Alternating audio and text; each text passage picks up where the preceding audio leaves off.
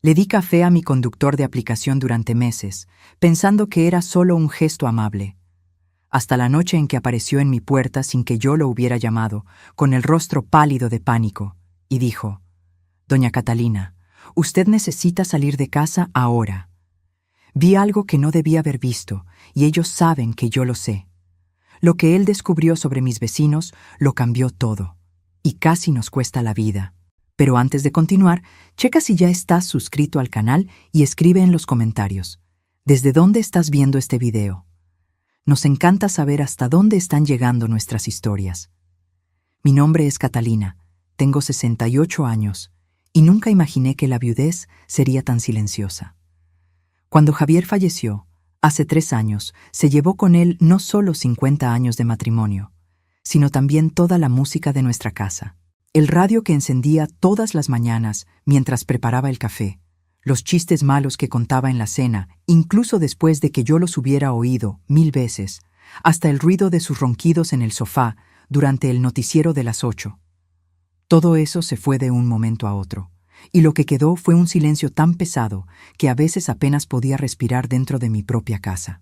Vivo en la ciudad de Puebla, en un barrio antiguo llamado San Manuel, donde las casas tienen portones de hierro oxidado y jacarandas centenarias en los patios. Mi casa, todavía me cacho usando el plural, es pequeña, de una planta, con esas ventanas de madera que crujen cuando llueve y un patio trasero donde Javier cultivaba jitomates y chiles. Ahora el patio está abandonado, tomado por la maleza, porque ya no tengo energía ni ganas de cuidarlo sola. La casa entera tiene ese olor característico de los lugares donde vive gente mayor. Naftalina mezclada con jabón de coco y un toque de humedad en los rincones que ya desistí de intentar eliminar. Mi pensión como auxiliar administrativa apenas cubre los gastos básicos: agua, luz, gas, el súper, las medicinas para la presión y la diabetes que parecen estar más caras cada mes. Sobra tan poco que había dejado de comprar las cosas pequeñas que me daban gusto: una concha en la panadería, una revista de sopas de letras, flores para alegrar la sala. Fue así como, hace 6 meses, empecé a hacer unos trabajitos para completar el gasto. Una conocida de la iglesia me recomendó para cuidar a doña Guadalupe, una señora de 82 años que vive sola a 5 cuadras de mi casa. El trabajo no es difícil, pero es solitario de una manera distinta a mi propia soledad. Me quedo con ella desde las 7 de la noche hasta la 1 de la mañana, asegurándome de que se tome las medicinas a sus horas. La ayudo a ir al baño cuando lo necesita, caliento la cena que su hija le deja lista en el refrigerador con papelitos pegados: «Mamá, no olvides comértelo todo». O «Doña Catalina, por favor, vea que se tome la pastilla azul a las 9 en punto». Doña Guadalupe tiene Alzheimer en etapa avanzada y la mayor parte del tiempo no sabe quién soy. A veces me confunde con su hermana fallecida, llamándome Concepción y preguntándome si traje las cocadas que siempre le gustaron. Aprendí a entrar en su juego. Le respondo que sí, que las traje, y ella sonríe con ese gesto infantil y puro que tienen los muy ancianos cuando la memoria ya no funciona bien y la vida vuelve a ser sencilla como en la infancia. El problema mayor, desde el principio, fue el transporte. Los primeros 2 meses tomaba el micro para ir y volver. Salía de casa a las 6:30, tomaba la ruta en la esquina, me bajaba 3 paradas después del Zócalo y caminaba el resto del trayecto hasta su casa. De regreso, era más complicado. El último transporte que pasaba cerca de mi casa era a las 11:30 de la noche, pero yo no podía salir del trabajo antes de la 1 de la mañana. Ese era el trato, y necesitaba todas esas horas para que el pago del día valiera la pena. Terminé teniendo que pedir taxi muchas veces, lo que se comía más de la mitad de lo que ganaba en la noche. Fue cuando mi nieta, Sofía, vino a visitarme un domingo y vio el montón de recibos de taxi en la mesa de la cocina. «Abue, te estás gastando una fortuna en esto», dijo, agarrando mi celular sin pedir permiso. «Déjate instalo una aplicación de transporte. Es mucho más barato y súper fácil de usar, mira». Empezó a deslizar el dedo en la pantalla con una velocidad que me mareó, hablando muy rápido sobre el registro, formas de pago, calificaciones de conductores. Yo fingí que entendía todo, pero por dentro estaba aterrada. La tecnología nunca ha sido lo mío. Apenas sé mandar mensajes de texto bien, ¿y ahora tendría que pedir un coche extraño por una aplicación? Me tardé 2 semanas completas en tener el valor de usar eso. Todas las noches miraba el icono de la aplicación en la pantalla del celular. Pensaba en picarle, pero al final me arrepentía y llamaba al taxi de confianza. Hasta que un martes, el taxista que siempre llamaba me avisó que iba a salir de viaje y estaría fuera 10 días. Ahí fue cuando no tuve opción. Recuerdo perfectamente esa primera vez. Eran las 11 de la noche y me quedé 15 minutos enteros en la banqueta de la casa de doña Guadalupe, con el celular en la mano sudando frío, leyendo otra vez las instrucciones que Sofía me había dejado anotadas en un papel. Pícale aquí en el dibujo del carrito, pon la dirección a donde quieres ir, confirma el viaje, listo. Parecía simple cuando ella lo explicaba, pero mi mano temblaba tanto que me equivoqué de dirección 3 veces antes de atinarle. Cuando finalmente logré confirmar y vi el mensaje buscando conductor disponible, casi cancelo todo para regresarme corriendo a la casa. Entonces apareció: conductor encontrado, Marco llegará en 4 minutos. Tenía una foto pequeña de un muchacho joven y la placa del coche, un Tsuru blanco. Me quedé ahí parada en la banqueta, abrazada a mi bolsa, observando cada coche que pasaba hasta que vi el Tsuru acercándose despacio, con el conductor buscando los números de las casas. Cuando el coche se detuvo frente a mí y el joven bajó la ventana, casi me arrepiento de subirme. Parecía tener unos 20 y tantos años, lleno de tatuajes en los brazos, una gorra hacia atrás, música fuerte en el radio. Pero entonces sonrió y dijo con voz amable: ¿Usted es doña Catalina? Súbase, la voy a llevar con bien, no se preocupe. Algo en su voz me calmó. Me subí al asiento de atrás, apretando la bolsa en mi regazo, y él le bajó a la música sin que yo se lo pidiera. Ese primer conductor, Marco, no platicó mucho. Se la pasó todo el camino picándole al celular en los semáforos, contestando mensajes.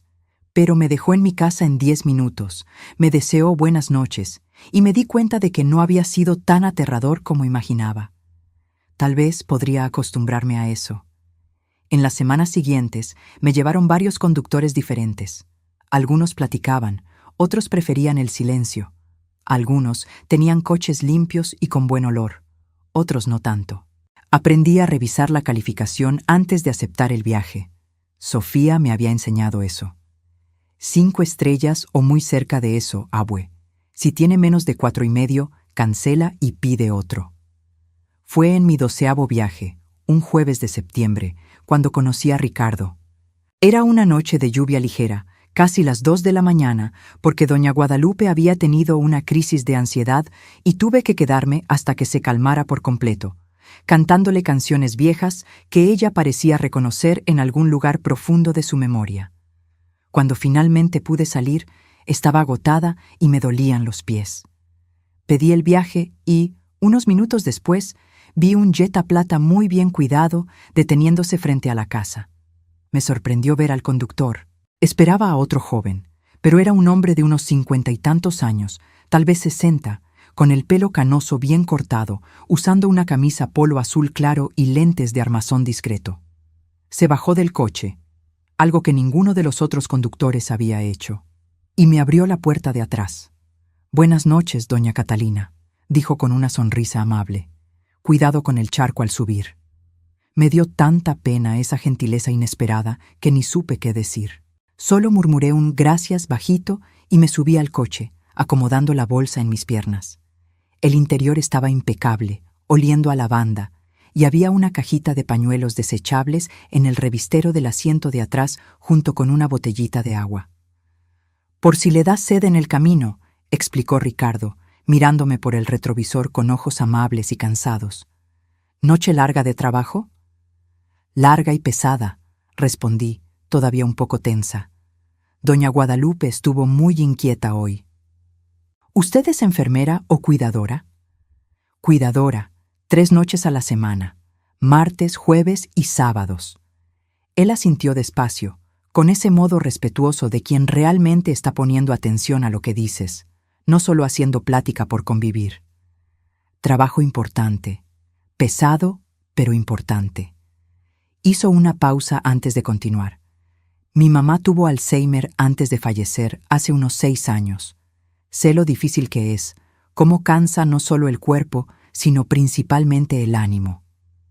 Algo en su voz, en ese tono de comprensión genuina de quien de veras conocía el tema, hizo que se me hiciera un nudo en la garganta de forma inesperada.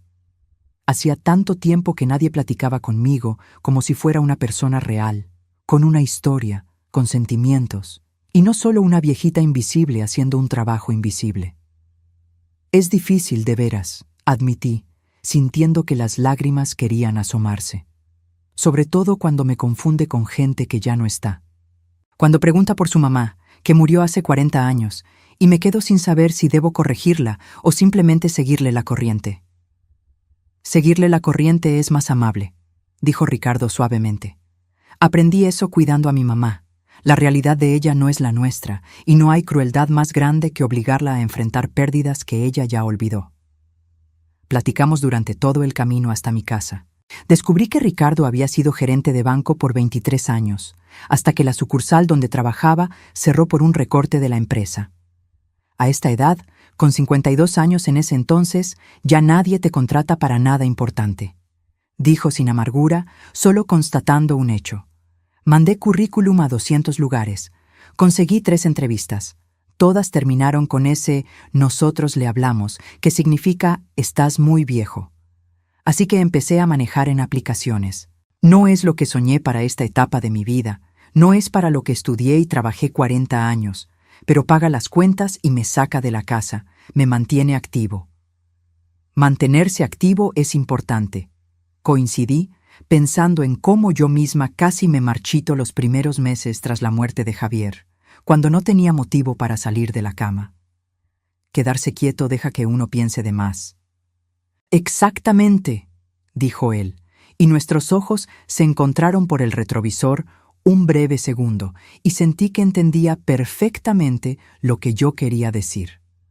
Cuando llegamos a mi calle, casi no quería bajarme del coche. Era muy reconfortante tener a alguien con quien platicar de verdad, alguien que me veía como un ser humano completo y no solo como una función, una etiqueta, una señora mayor cualquiera. «Fue un gusto conocerla, doña Catalina», dijo Ricardo cuando se detuvo frente a mi portón. «Si necesita viaje de nuevo, suelo trabajar en esta zona la mayoría de las noches. ¿Quién sabe si nos volvemos a encontrar?» «Me gustaría mucho», respondí con sinceridad, y me di cuenta de que de veras me gustaría. En las 2 semanas siguientes, algo extraño y maravilloso empezó a pasar. Cada vez que pedía viaje después del trabajo, siempre entre la 1 y la 1:30 de la mañana, era Ricardo quien aceptaba el viaje. La primera vez pensé que era coincidencia. La segunda, pensé que tal vez de veras trabajaba mucho por esa zona. Pero a la tercera, cuarta, quinta vez, me di cuenta de que no era casualidad. En el 6º viaje con él, cuando me subí al coche y vi su sonrisa familiar en el retrovisor, le pregunté: «Ricardo, ¿esto es coincidencia o me estás esperando?» Él se rió, un poco apenado, y vi un ligero color rojo en sus mejillas. «Confieso que me he quedado conectado por esta zona específica a la hora que usted suele salir del trabajo. Es usted una pasajera muy agradable, doña Catalina. Hace la diferencia al final de una noche larga tener a alguien educado en el coche, alguien con quien se puede tener una plática de verdad. La mayoría de los pasajeros ni me miran, ¿sabe? Se la pasan en el celular todo el tiempo, o van muy borrachos para hilar frases, o me tratan como si fuera parte del coche, un accesorio necesario pero invisible». Me conmovió tanto esa confesión honesta que no supe qué responder por un momento. «Yo soy la que te agradece», dije finalmente. «Estos 15 minutos contigo son la mejor parte de mi día de trabajo». Y era verdad. Nuestras pláticas se habían vuelto cada vez más profundas, más personales. Me contó sobre sus 2 hijos adultos que vivían en otros estados, uno en Querétaro, trabajando como ingeniero, otro en Monterrey, profesor de matemáticas. Me contó sobre su esposa, Silvia, que había fallecido de cáncer de mama 5 años atrás, a los 54 años. Fueron solo 8 meses entre el diagnóstico y el final, dijo una de esas noches, con la voz entrecortada. Ni tiempo tuvimos de procesar qué estaba pasando. Un día se quejaba de un dolor en el pecho, al otro estábamos en una sala fría recibiendo la noticia de que era etapa 4, metástasis en varios órganos. Lo siento mucho, dije yo, y estiré la mano desde el asiento de atrás para apretarle el hombro. Él puso su mano sobre la mía por un breve momento, un gesto de agradecimiento silencioso. Yo, por mi parte, le conté sobre Javier, sobre cómo nos conocimos jóvenes, yo de 18 y él de 20, en un baile, sobre los 50 años que pasamos juntos, sobre los 2 hijos que tuvimos. Mi hija Patricia, que vive en Querétaro con su esposo, y Sofía, y mi hijo Andrés, que falleció en un accidente de moto a los 28 años, un dolor que nunca cerró por completo, sobre cómo todavía arreglaba la cama como a Javier le gustaba, con 5 almohadas, aunque yo solo necesitara 2, sobre cómo a veces ponía la mesa para 2 personas sin darme cuenta, y solo reaccionaba cuando iba a servir su plato y veía que ya no estaba ahí. Es difícil desaprender 50 años de hábitos, dije un jueves lluvioso, observando los limpiaparabrisas moverse hipnóticamente. El cuerpo aprende una rutina y sigue dándole aunque el motivo de esa rutina ya no esté. Ricardo asintió con un movimiento de cabeza lento que demostraba que entendía exactamente, de corazón, lo que yo quería decir. Silvia solía despertarse a las 6 de la mañana todos los días, sin despertador, e iba directo a poner el café. El olor me despertaba. Era mi alarma. Meses después de que se fue, yo seguía despertando a las 6, esperando el olor a café, y cuando me daba cuenta de que no vendría, que nunca más vendría, era como si ella muriera otra vez, cada santo día. Nos quedamos en silencio un largo rato, 2 viudos solitarios navegando por las calles vacías de Puebla en la madrugada, unidos por la pérdida y por el intento de seguir viviendo, aunque las ganas a veces ya no estuvieran ahí. Fue en una de esas pláticas profundas, como un mes después de que empecé a viajar seguido con Ricardo, que tuve una idea. Estaba en el trabajo, haciendo té para mí y para doña Guadalupe, cuando pensé, ¿por qué no llevarle café a Ricardo? Nada muy elaborado, solo un gesto simple de reciprocidad, de reconocimiento por toda la amabilidad que me había mostrado. La noche siguiente, un martes, preparé un termo con café de olla antes de salir al trabajo. Le puse bastante azúcar porque lo había oído mencionar que le gustaba así. Mantuve el termo en mi bolsa toda la noche, y cuando llegó a buscarme, se lo entregué por la ventana antes de subirme al coche. «Esto es para ti», dije un poco apenada, de pronto insegura de si aquello no sería inapropiado. Ricardo miró el termo como si le hubiera dado oro. Sus ojos brillaron de una forma que me hizo notar que ese gesto sencillo significaba mucho más de lo que yo había imaginado. «No tenía por qué molestarse, doña Catalina», dijo, con la voz emocionada. «Lo sé, pero has sido tan amable conmigo, Ricardo. Es poca cosa, pero quería agradecerte de alguna forma». Sostuvo el termo con las 2 manos por un momento, como si estuviera absorbiendo no solo el calor del café, sino el cariño detrás de él. «Gracias, doña Catalina. De veras, no tiene idea de cuánto significa esto». Pero yo sí tenía idea, porque sabía exactamente lo que era ser invisible, ser tratada como una función en vez de como persona. Sabía cómo un detalle de reconocimiento podía hacer toda la diferencia entre sentirse humano o sentirse desechable. A partir de esa noche, el café se volvió una tradición sagrada. Yo lo llevaba. Él agradecía con esa sonrisa genuina que iluminaba su rostro cansado y platicábamos durante los 15 minutos hasta mi casa de todo y de nada. Me contó sobre los pasajeros difíciles que a veces le tocaban. Borrachos agresivos, chavos que dejaban el coche hecho un asco, parejas peleando horrible en el asiento de atrás. Me contó sobre las noches largas, a veces 12, 14 horas manejando solo para sacar algo decente de dinero. Sobre la soledad de trabajar solo toda la noche, Cómo las horas entre las 2 y las 5 de la mañana parecían eternas cuando no había movimiento. Yo le contaba sobre los retos de cuidar a doña Guadalupe, sobre las noches en que se ponía inquieta, asustada, sin reconocer dónde estaba y tratando de salirse para irse a su casa, un síntoma común del Alzheimer. Sobre lo agotador que era entrar en su mundo confundido, donde el pasado y el presente se mezclaban. Pero también sobre los momentos bonitos, cuando cantaba canciones viejas perfectamente, recordando cada palabra, o cuando me tomaba la mano y decía, «Gracias por quedarte conmigo», en uno de sus raros momentos de lucidez. Después de 2 meses viajando con Ricardo 3 veces por semana, ya no era solo mi conductor. Era mi amigo, el punto más alto de mis martes, jueves y sábados. Esos 15 minutos de plática en su coche, en el silencio de la madrugada, eran más reconfortantes que cualquier otra interacción social que tuviera en la semana. La misa de los domingos estaba llena de gente, pero era superficial. «Buenos días. ¿Cómo está? Nos vemos». Mis pláticas por teléfono con Patricia eran necesarias pero siempre apuradas, ella siempre con 1000 cosas que hacer. Pero con Ricardo podía hablar de veras, podía ser yo misma. Fue un martes, el 23 de octubre, cuando todo empezó a cambiar. Y cambió de una forma que jamás pude prever, de una forma que casi nos cuesta todo. La noche había empezado totalmente normal. Doña Guadalupe estaba en uno de sus días más tranquilos, casi lúcida por momentos. Vimos juntas un programa de concursos viejo que pasaban en un canal de cable, de esos de los años 70 que le encantaban, con conductores de trajes feos y peinados raros. Se rió a ratos, tarareó canciones y cuando llegó la hora de las medicinas a las 8:30, se las tomó todas sin rezongar, lo cual era raro.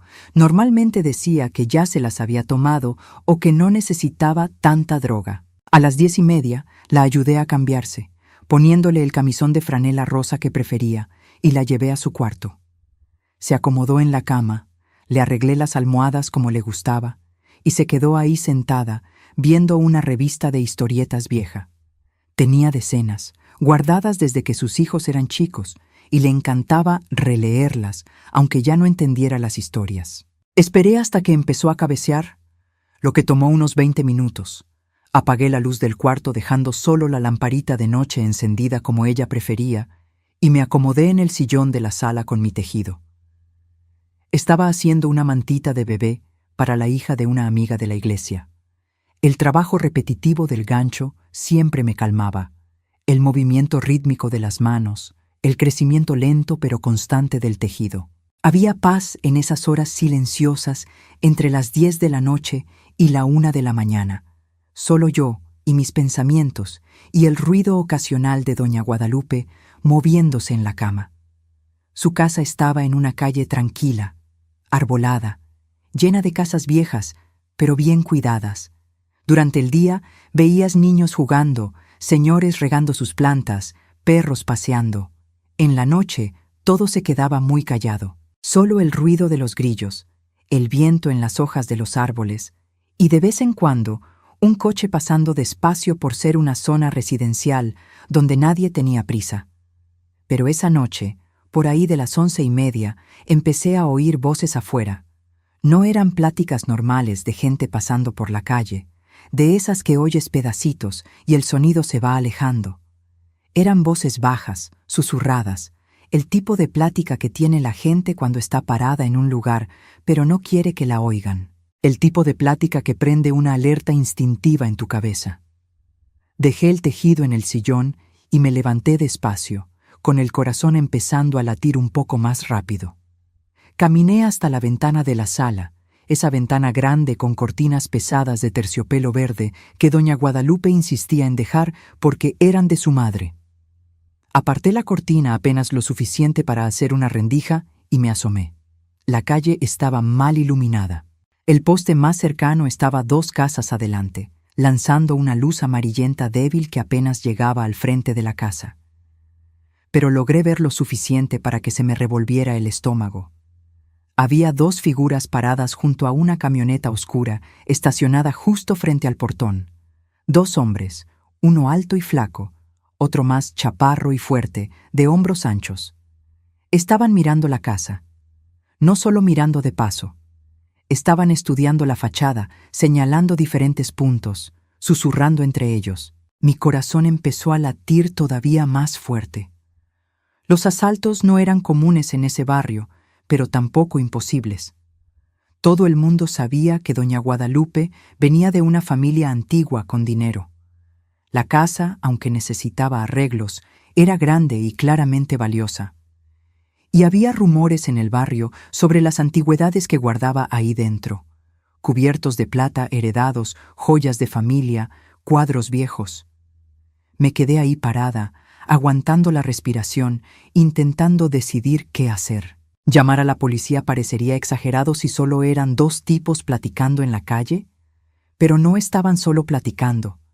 Llevaban ahí varios minutos, siempre viendo hacia la casa, y algo en mi instinto gritaba que eso no era normal. Fue entonces cuando vi algo que me heló la sangre. El hombre más chaparro sacó un celular de su bolsa, lo levantó hacia la casa y empezó a tomar fotos. No solo una o dos, varias fotos, desde ángulos distintos.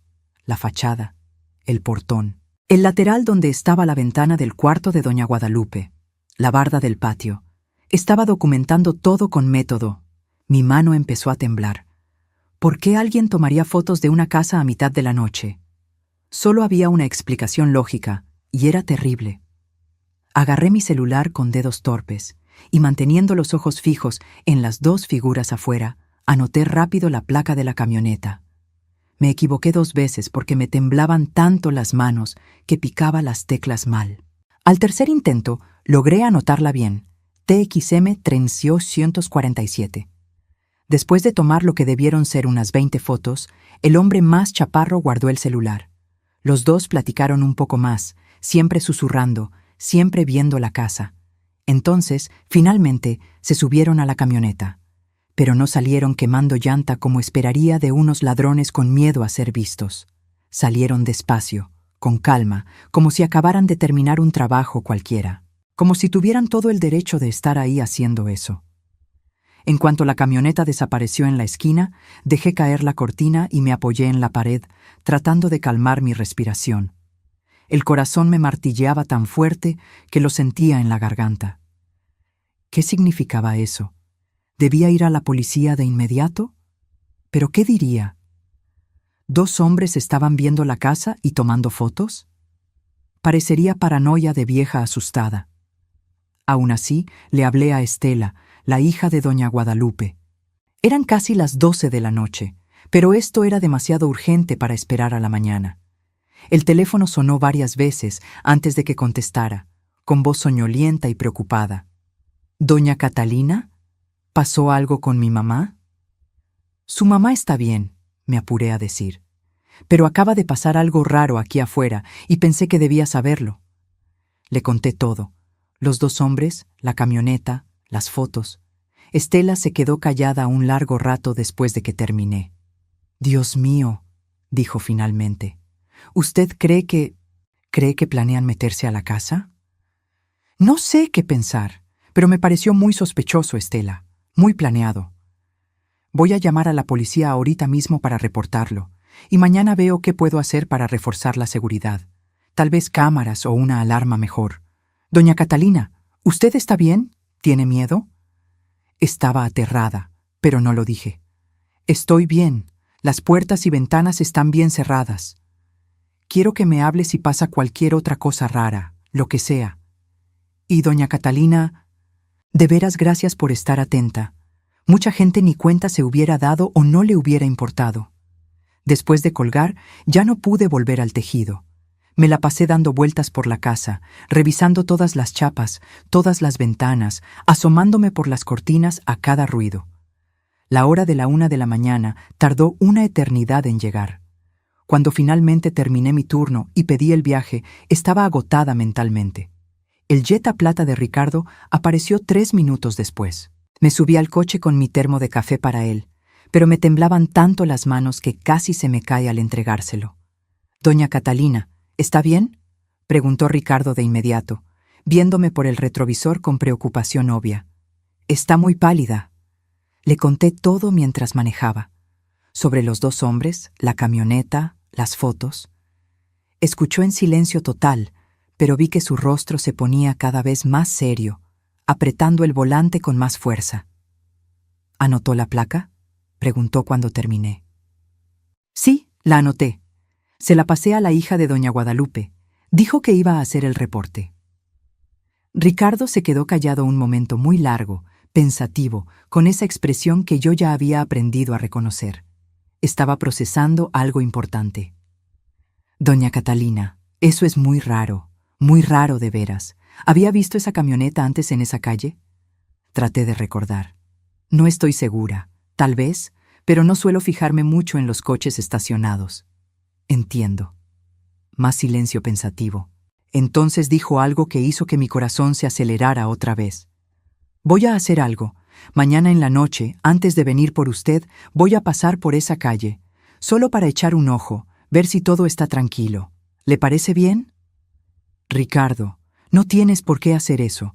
No quiero que te pongas en peligro.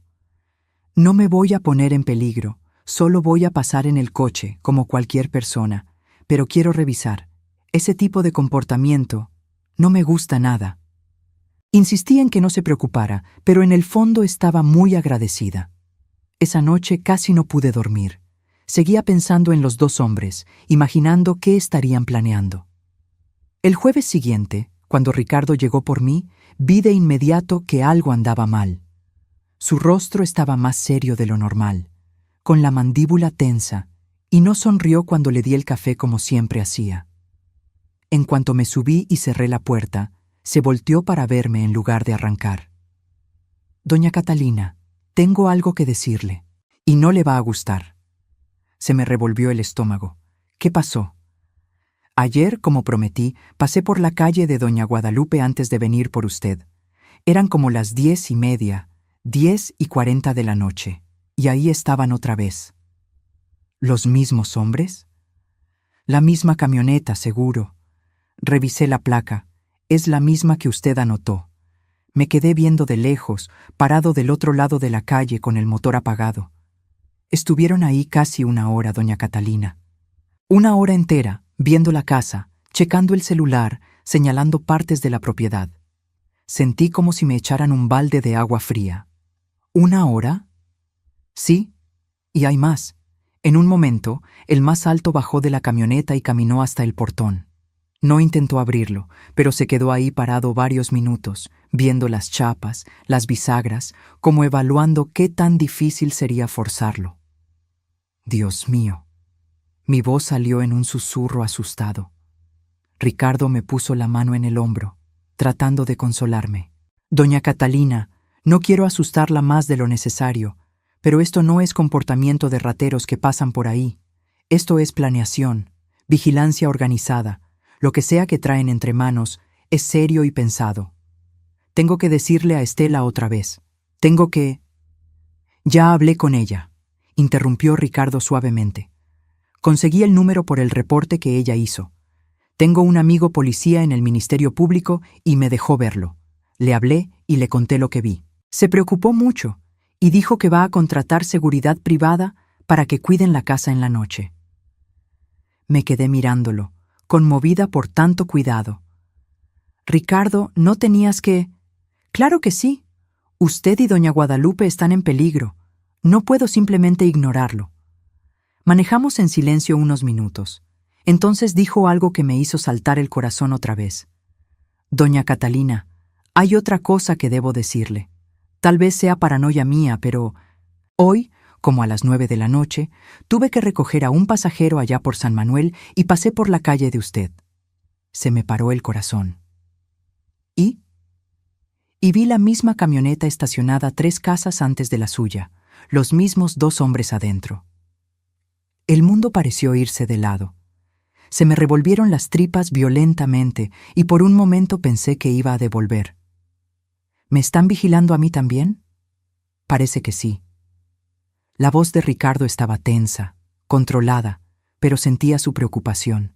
Cuando vieron mi coche acercarse, arrancaron rápido y se fueron, pero no antes de que estuviera seguro. Es la misma placa. Mis manos empezaron a temblar fuerte. ¿Pero por qué? ¿Qué hice? Yo solo los vi esa noche. ¿Se habrán dado cuenta de que los estaba mirando? Tal vez, dudó él. ¿O tal vez qué? Ricardo suspiró pesado. O tal vez están mapeando toda la rutina, viendo quién cuida a doña Guadalupe, dónde vive esa persona, cuándo está en su casa y cuándo no. La información es poder cuando planeas un crimen. La realidad me cayó encima como una tonelada de ladrillos. No eran solo ladrones al azar, era algo mucho más organizado, mucho más peligroso, y de alguna forma yo estaba en su radar. Hay una cosa más que debo decirle, dijo Ricardo, y por el tono supe que sería peor todavía.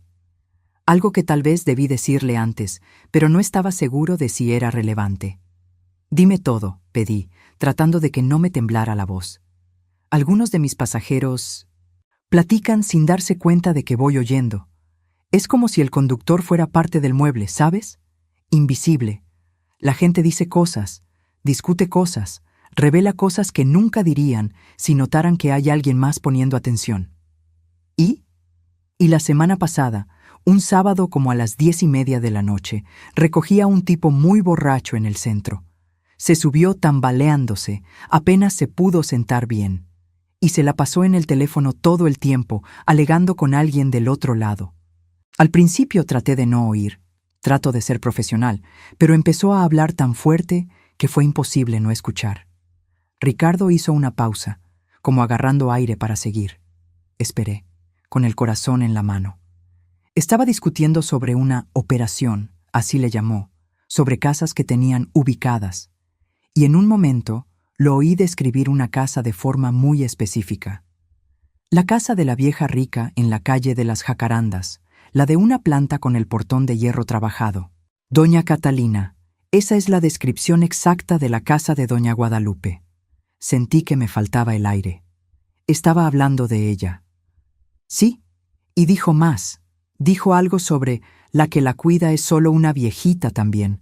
No va a dar problema. Y sale siempre después de la 1. La casa se queda sola con la vieja dopada con medicinas. Cada palabra era como un golpe. Estaba hablando de mí. Me temo que sí. Ricardo me miró por el retrovisor, con los ojos llenos de preocupación de veras. En el momento no hice la conexión. Solo después, cuando usted me contó lo de los tipos vigilando la casa, me cayó el 20, y me puse más atento. ¿Viste a ese hombre otra vez? Sí, lo llevé 2 veces más desde entonces, y las 2 veces iba borracho otra vez, siempre al teléfono, siempre alegando lo mismo. Sobre casas, sobre rutinas, sobre blancos fáciles, como les decía. Blancos fáciles, así me veía. Una vieja inofensiva. Hay más, siguió Ricardo, y su voz se puso más grave. Ayer miércoles lo llevé otra vez, y esta vez dijo su nombre, doña Catalina. No sé cómo se enteró, pero dijo, la Catalina, la cuidadora, trabaja solo martes, jueves y sábado. Sale siempre entre la 1 y la 1:30. La casa queda vacía ese tiempo, nadie para estorbarnos. ¿Estorbarnos? ¿Qué palabra tan fea para hablar de meterse a la casa de una anciana indefensa? Un escalofrío me recorrió toda la espalda. Saben mi nombre, saben toda mi rutina. Sí, y hay algo más que dijo que me preocupa mucho. Ricardo detuvo el coche. Me di cuenta de que ya no íbamos hacia mi casa, sino que se había orillado en una calle lateral para hablar bien. Se volteó todo para verme. Dijo, vamos a tener que arreglar el asunto de la Catalina primero. Ya vio de más, anda muy fijona. Si decide ir a la policía y soltar la sopa, nos complica todo. El mundo pareció dejar de girar un segundo. Arreglar el asunto, repetí, con voz débil.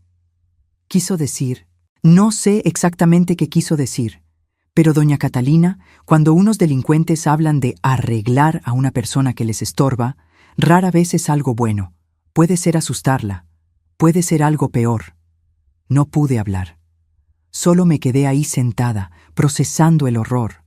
Unos hombres que ni conocía estaban planeando hacerme daño porque tuve la mala suerte de estar en el lugar equivocado a la hora equivocada, y ver algo que no debí. Ricardo esperó paciente a que yo digiriera aquello, dejándome tener mi pánico en silencio. Cuando pude hablar de nuevo, mi voz temblaba. «¿Qué hago, Ricardo? ¿A dónde voy?»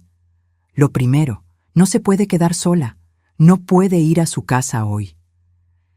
«¿Pero dónde me voy a quedar? No tengo familia aquí. Mi hija está en Querétaro. Mis amigas son todas señoras que apenas pueden con ellas mismas». «Se puede quedar en mi casa», dijo él sin dudarlo ni un segundo. «Tengo un cuarto de visitas que uso de bodega, pero lo puedo arreglar. Usted se queda el tiempo que sea necesario».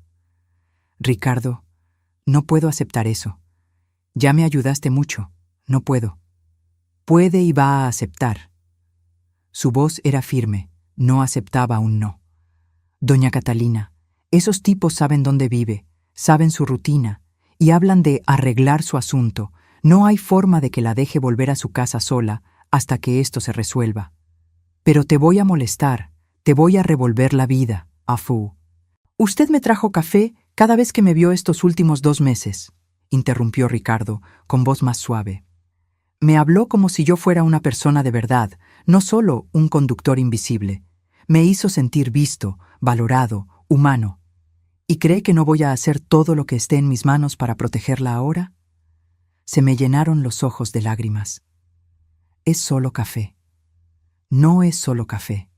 Nunca fue solo café. Fue amabilidad. Fue humanidad. Fue conectar en un mundo donde la mayoría ya ni se ve a los ojos. Y eso vale más de lo que usted se imagina. Me solté a llorar de veras, soltando todo el miedo y la tensión de los últimos días. Ricardo estiró la mano hacia atrás y tomó la mía, apretándola fuerte. «Vamos a solucionar esto», dijo. «Pero primero, usted tiene que estar a salvo, así que vamos a hacer esto. La llevo a su casa ahorita, rápido. Usted agarra algo de ropa y lo más importante.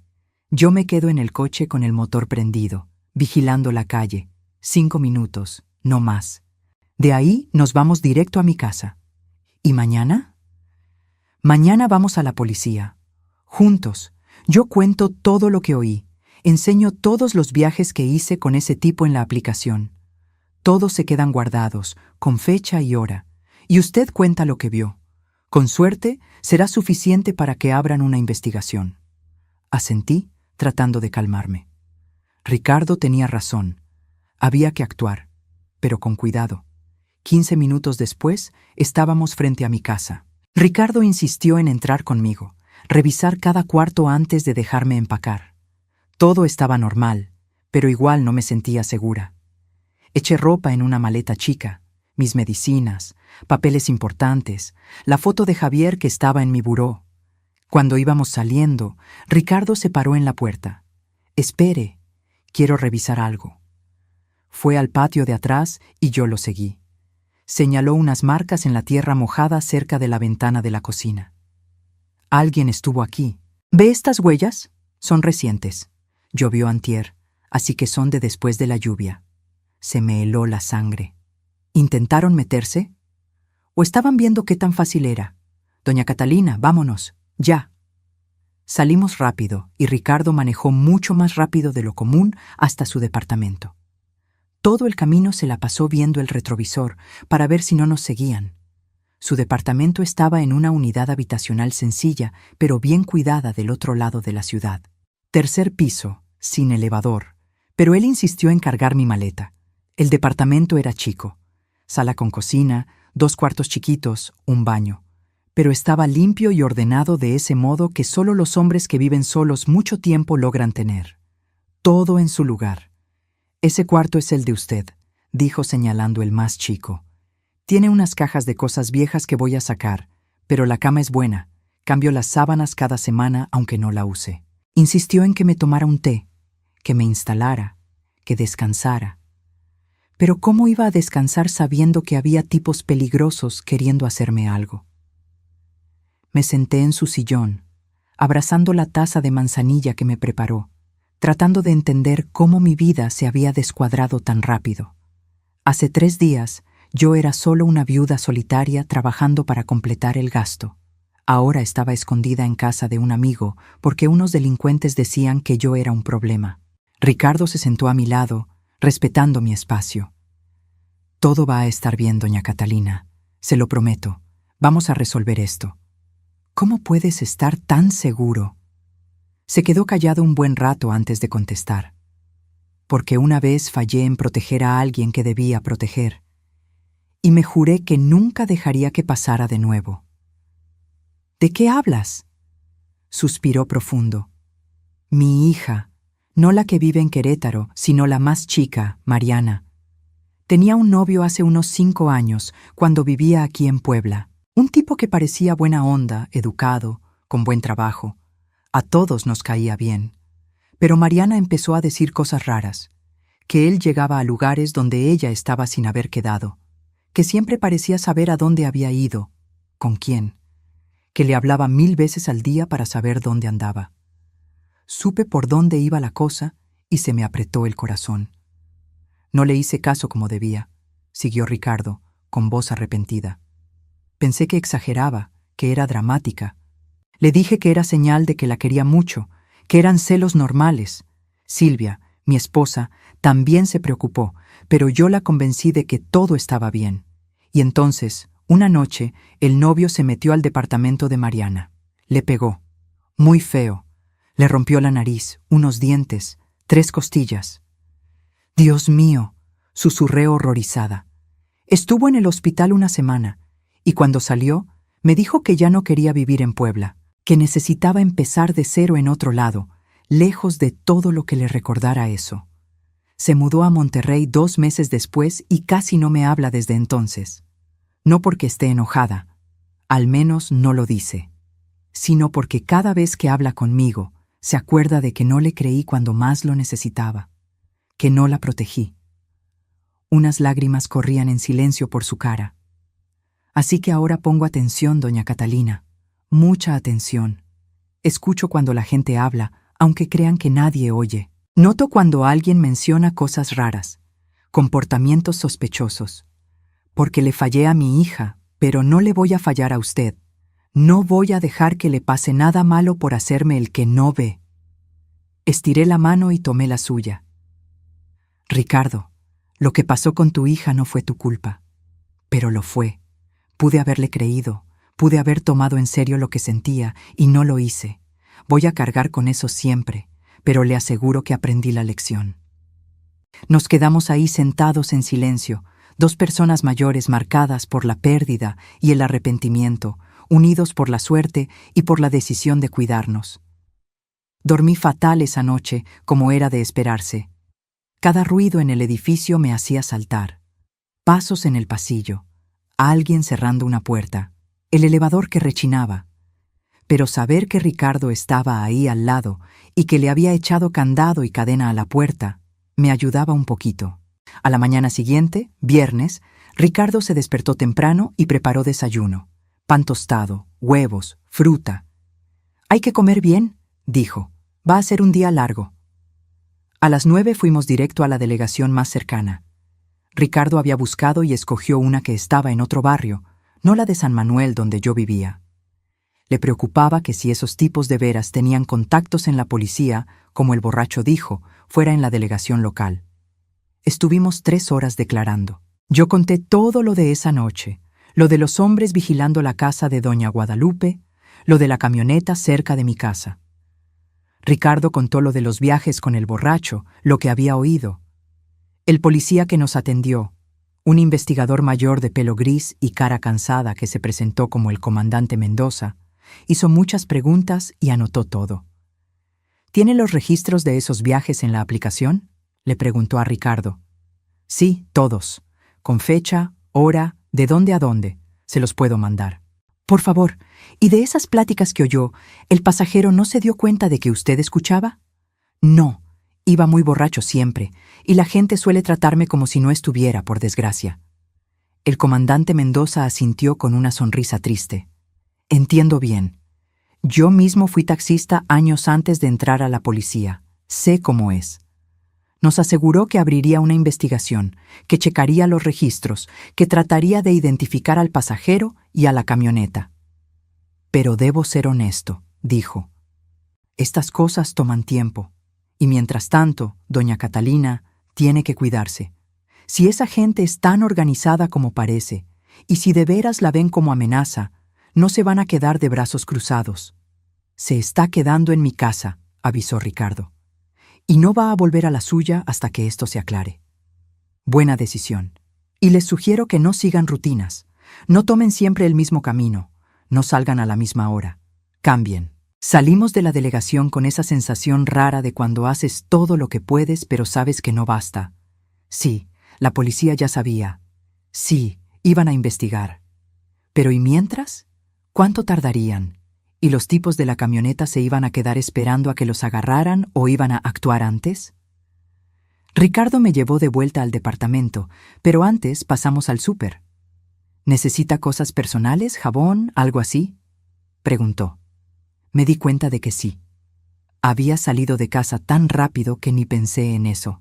En el súper, mientras caminábamos por los pasillos escogiendo champú y pasta de dientes, tuve un momento de normalidad muy extraño. Ahí estábamos, dos viejitos comprando juntos como cualquier pareja. Pero no éramos pareja, y estas no eran circunstancias normales. Estaba comprando jabón porque estaba escondida, con miedo de que me atacaran unos criminales que decían que yo era un problema.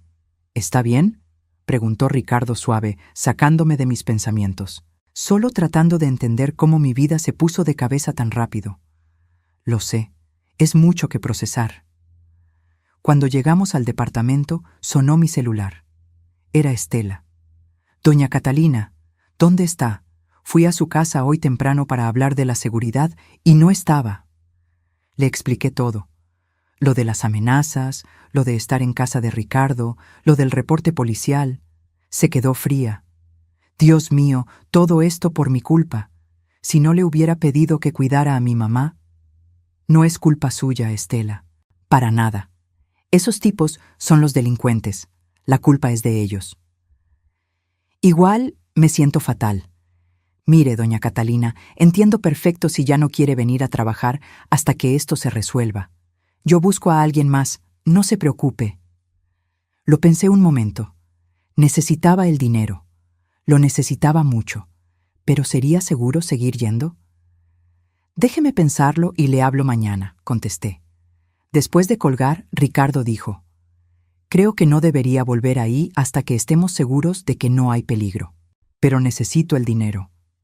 Lo entiendo, pero el dinero no sirve de nada si usted no está aquí para gastarlo. Tenía razón, claro, pero la idea de quedarme quieta, escondida, esperando que otros resolvieran mi problema, me calaba. Me había pasado la vida haciendo las cosas por mí misma, sin depender de nadie más que de Javier.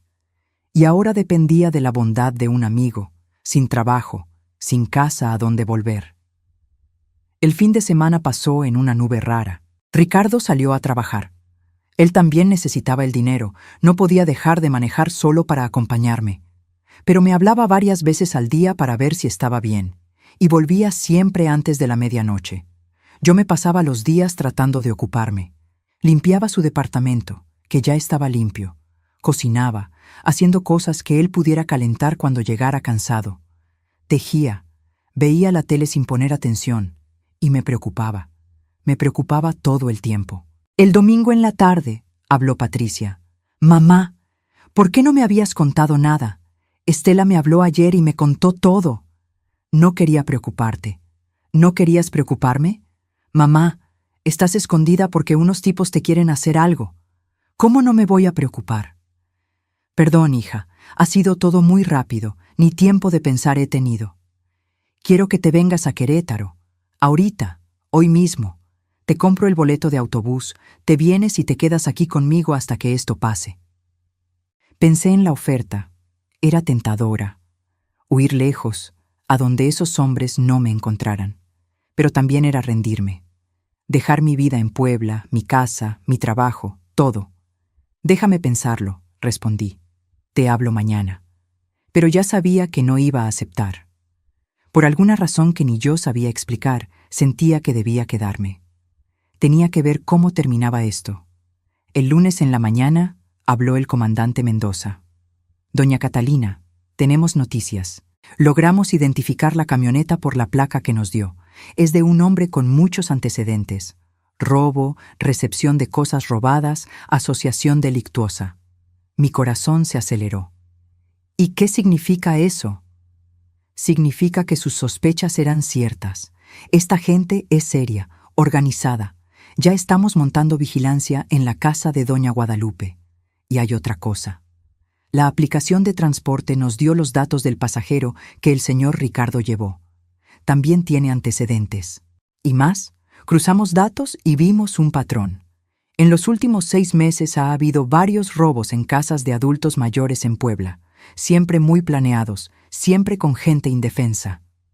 ¿Cuántos robos? 11 que hayamos confirmado, probablemente más que nos reportaron.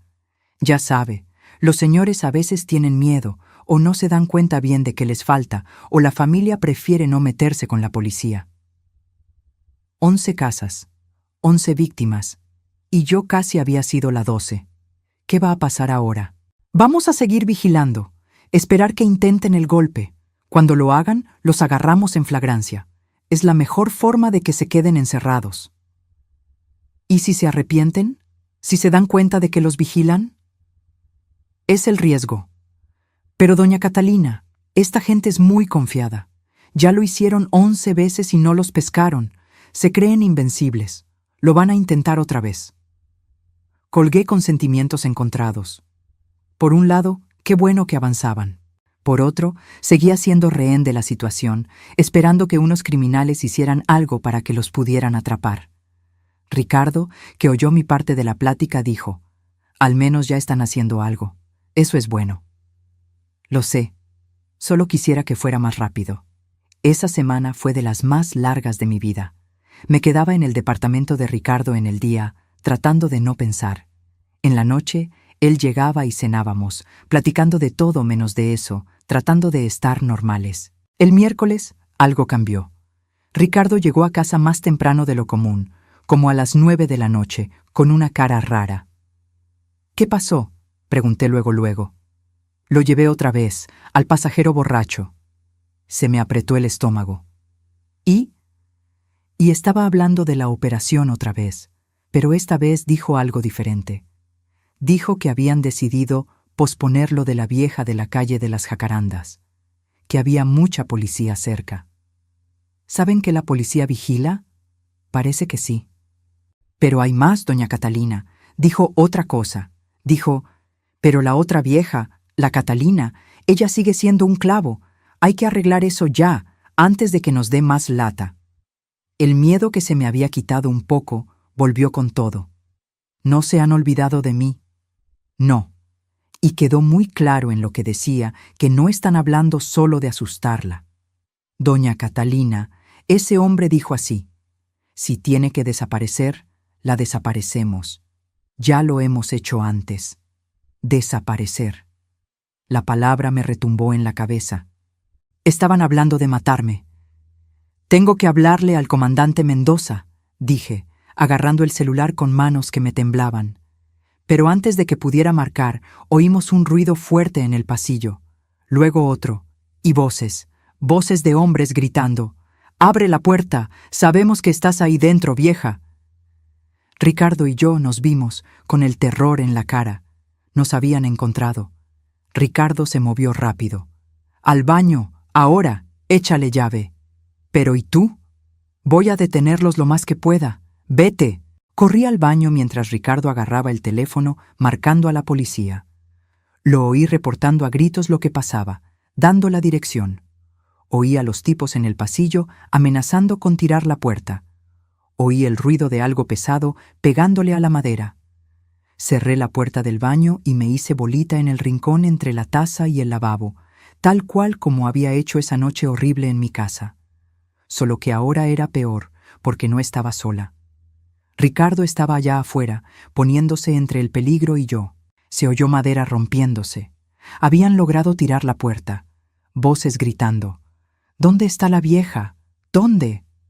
La voz de Ricardo, firme aunque yo sabía que tenía miedo: «No está aquí, y la policía ya viene para acá». Mentiroso. Un golpe. Luego un quejido de dolor. Le habían pegado a Ricardo. Lloraba en silencio. Era mi culpa. Él se estaba lastimando por mi culpa. Se oían puertas abriéndose fuerte. Estaban buscando en todos los cuartos. Pronto llegarían al baño. Entonces, como un milagro, las sirenas. Varias acercándose rápido. ¡La policía! ¡Vámonos, rápido! Ruidos de pasos corriendo, cosas cayendo y luego más sirenas, ya muy cerca. Voces de policías gritando: ¡Quietos! ¡Manos arriba! Me quedé en el baño temblando hasta que oí una voz de mujer del otro lado.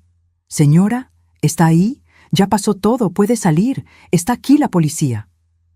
Abrí la puerta con las manos tan temblorosas que apenas pude mover la perilla. Una policía joven estaba ahí, y atrás vi el departamento hecho un desastre. Muebles tirados, la puerta de entrada rota, astillas por todos lados.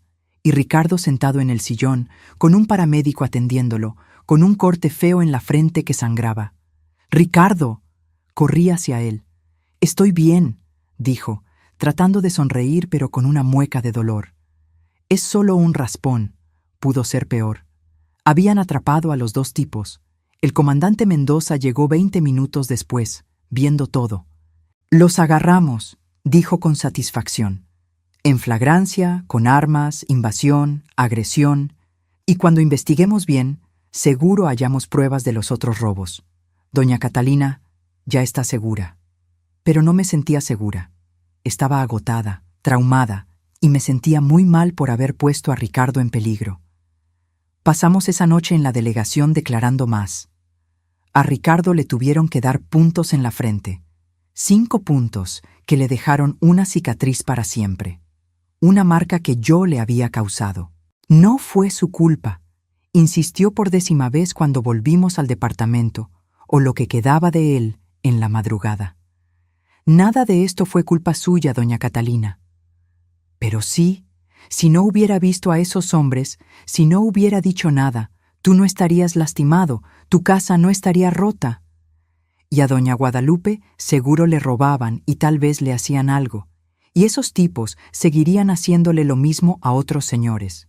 Usted hizo lo correcto, siempre lo hizo. En las semanas siguientes, la investigación se hizo más grande. Los 2 tipos que agarraron empezaron a soltar todo, queriendo negociar. Llevaron a la policía con un tercero, el jefe de todo. Encontraron con ellos cosas robadas de 6 de las 11 casas. Las otras víctimas aparecieron. Salió que vigilaban por semanas o meses antes de cada robo. Veían rutinas, buscaban debilidades, lo planeaban todo. De veras tenían un contacto en la policía local. Un policía corrupto que les avisaba de investigaciones y que también fue a dar a la cárcel. El pasajero borracho que Ricardo llevaba era el jefe. Resultó que bebía no solo para festejar sus robos, sino porque ya tenía un problema con el alcohol. Y cuando bebía, hablaba de más. Su punto débil que acabó tirando a toda la banda. Las grabaciones que Ricardo hizo fueron pruebas clave. Los 3 hombres fueron sentenciados. El jefe a 15 años, los otros 2 a 10 cada uno. Volví a mi casa 6 semanas después de que los agarraron. Ricardo insistió en ir conmigo. Me ayudó a limpiar todo, puso mejores chapas, alarma y cámaras. «Para que yo esté tranquilo», dijo cuando quise reclamarle por el gasto. Estela me pidió que volviera a cuidar a doña Guadalupe con un aumento de sueldo. «Después de todo lo que pasó, es lo mínimo», dijo. Acepté, pero solo cuando vi que la casa ya tenía seguridad privada en las noches también. Ricardo siguió siendo mi conductor 3 veces a la semana. Pero ahora yo siempre me subía adelante, y ya no éramos solo conductor y pasajera. Éramos familia. Familia que la vida juntó en el momento menos pensado. 6 meses después, las cosas volvieron a una nueva normalidad. Le seguía llevando café a Ricardo. Ahora lo hacía en mi casa y lo llevaba en un termo mejor que le compré. Seguíamos platicando en el camino, pero ahora de cosas más alegres, sin tanta tensión. La cicatriz de su frente ya sanó, dejando una rayita permanente. Cada vez que la veo, siento culpa y gratitud.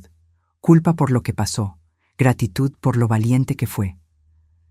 «Me salvaste la vida», le dije un martes, 9 meses después de todo. «Usted me salvó la mía primero», contestó como siempre. Me hizo recordar que yo importo, que los detalles de amabilidad importan. Si no fuera por eso, hubiera ignorado a ese borracho como a tantos otros. No hubiera puesto atención, no hubiera grabado, no hubiera notado nada. Empezamos a cenar juntos los lunes, una costumbre que seguimos hasta hoy. A veces en mi casa, a veces en la suya. Cocinamos, platicamos de la semana, vemos alguna película vieja que nos guste a los dos. Su hija, Mariana, le habló. Leyó del caso en las noticias, de cómo su papá protegió a una amiga de unos criminales. Hiciste por doña Catalina lo que no pudiste hacer por mí en ese entonces, le dijo en una llamada muy emotiva que él me contó luego. Y eso me dice que cambiaste, papá, que aprendiste. Quiero que intentemos llevarnos bien otra vez. Hoy, año y medio después, Ricardo cena con Mariana una vez al mes cuando ella viene a Puebla. Y ella siempre me incluye. Dice que quiere conocerme, que soy parte de que su papá esté bien ahora.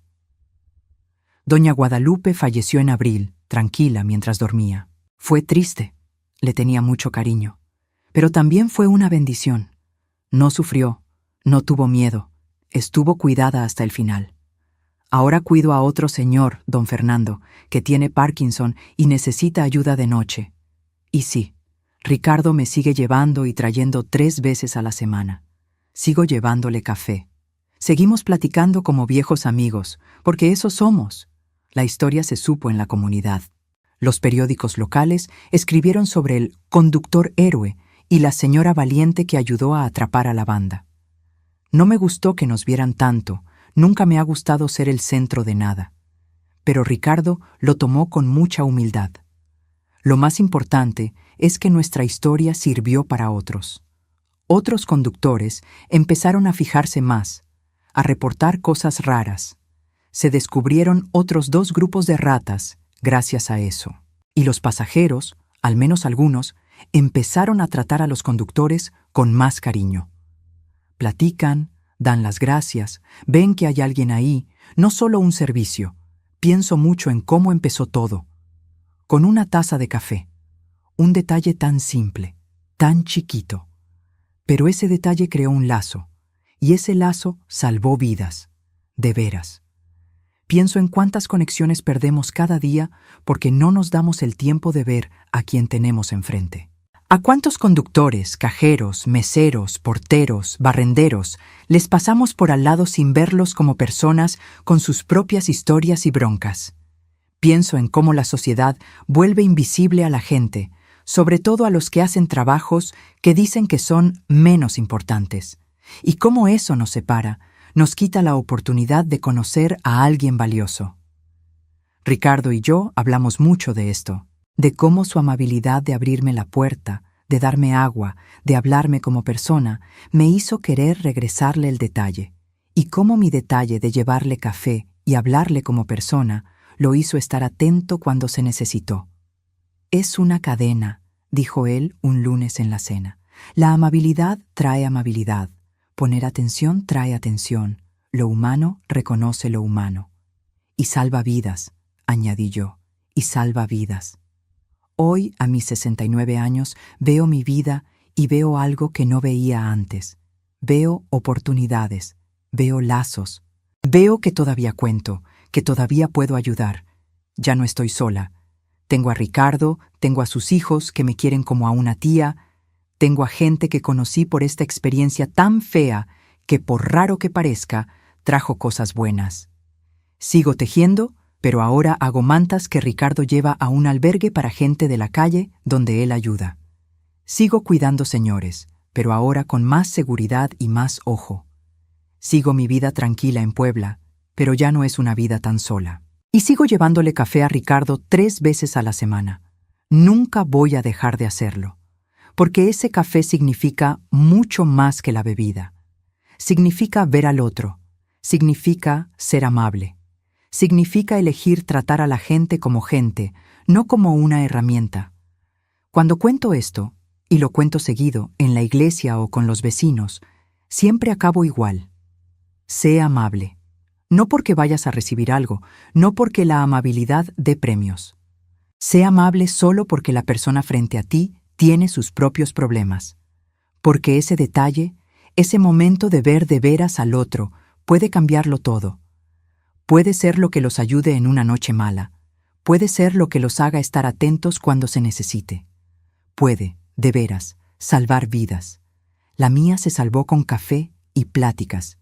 Y ahora vivo cada día tratando de regresar eso, tratando de ver a la gente, a toda la gente, con el mismo cariño que Ricardo me dio y que yo traté de darle a él. Porque al final, eso es lo que nos hace humanos. No lo que tenemos, no lo que logramos, no los títulos, sino las ganas de ver al otro, de que nos importe, de elegir ser amables aunque nadie nos vea. El café sigue, las pláticas siguen, la amistad sigue, y la vida, esa vida que casi me quitan, sigue siendo valiosa y con sentido. Todo por una taza de café y por elegir ver a alguien más como un ser humano que merece respeto y cariño. Nunca hagas menos a los detalles pequeños. Pueden cambiar el mundo. Ahora, si te gustó esta historia, pícale a suscribirse y dime en los comentarios qué parte te dejó con la boca abierta.